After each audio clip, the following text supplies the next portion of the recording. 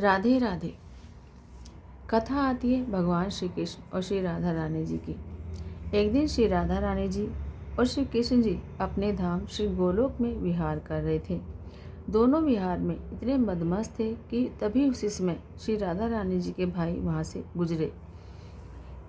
श्री राधा रानी जी और श्री कृष्ण जी दोनों ही उनको नहीं देखे और ना ही उनकी ओर ध्यान दिए, जिस पर श्री राधा रानी जी के भाई को क्रोध आ गया कि हम यहाँ से गुजर रहे हैं और ये लोग विहार में इतने मदमस्त हैं कि इनको हमारी ओर जरा भी ध्यान नहीं है। जिस पर श्री राधा रानी जी के भाई ने श्री राधा रानी जी को और श्री कृष्ण जी को श्राप दे दिया कि आप लोगों में जितना अधिक प्रेम है आप दोनों उतने ही दूर चले जाओगे। श्राप देकर भाई तो चले गए। तब श्री कृष्ण जी श्री राधा रानी जी से बोले कि आपके भाई द्वारा दिए गए श्राप के फल को भोगने के लिए तो मृत्यु लोक में जाना पड़ेगा, क्योंकि यहाँ तो इस श्राप को भोगने का कोई साधन है ही नहीं। यह सुनकर श्री राधा रानी जी रोने लगी और भगवान श्री कृष्ण से बोली कि हम तो मृत्यु लोक नहीं जाएंगे, क्योंकि वहाँ का लोक हमारे अनुकूल नहीं है, वहाँ पाप अधिक है और पुण्य कम है। तब भगवान श्री कृष्ण जी बोले कि चाहे वहाँ जो भी हो, श्राप भोगने तो वहीं जाना होगा। श्री राधा रानी जी मृत्यु लोक में आने के लिए किसी भी प्रकार से तैयार नहीं हो रही थी। तब अंत में श्री कृष्ण जी बोले कि एक उपाय है, क्यों न हम इस गोलोक धाम को ही वहाँ ले चलें। इस पर श्री राधा रानी जी मृत्यु लोक आने के लिए तैयार हो गई। तब भगवान श्री कृष्ण जी सर्वप्रथम श्री यमुना जी को धरती पर आने के लिए कहते हैं। फिर श्री विरजा नदी का जल श्री यमुना जी में छोड़ा गया।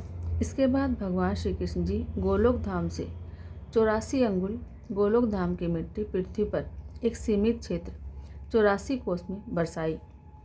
84 कोस बराबर यानी कि 252 किलोमीटर। श्री विरजा नदी का जल और श्री गोलोक धाम की मिट्टी 84 कोस के क्षेत्र में एक साथ आने के कारण इस क्षेत्र का नाम ब्रज क्षेत्र पड़ा। इस ब्रज क्षेत्र में 12 वन, 24 उपवन, 20 कुंड और नंद गांव, बरसाना, गोकुल, गोवर्धन, वृंदावन, मथुरा, कोसी, राधा कुंड आदि क्षेत्र इसके अंतर्गत आते हैं।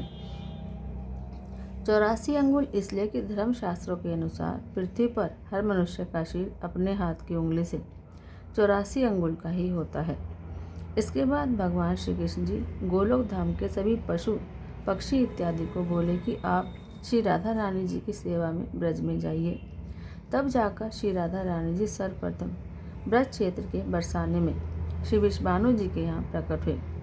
श्री राधा रानी जी के ब्रज में आने के कई वर्ष बाद श्री कृष्ण भगवान मथुरा में अपने मामा कंस के कार्यगृह में बंद श्री वासुदेव जी के यहाँ पधारे और बाल्यकाल की सभी लीला श्री राधा रानी जी के साथ ब्रज में ही किया।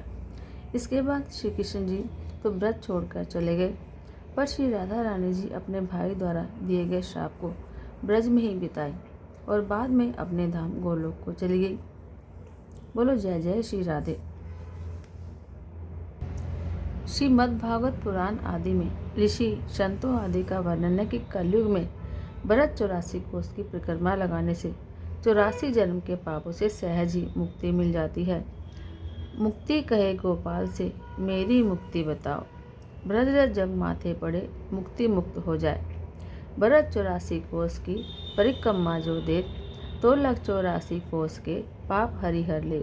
जय जय श्री राधे, जय जय श्री राधे, जय जय श्री राधे। धन्य है ब्रज धाम।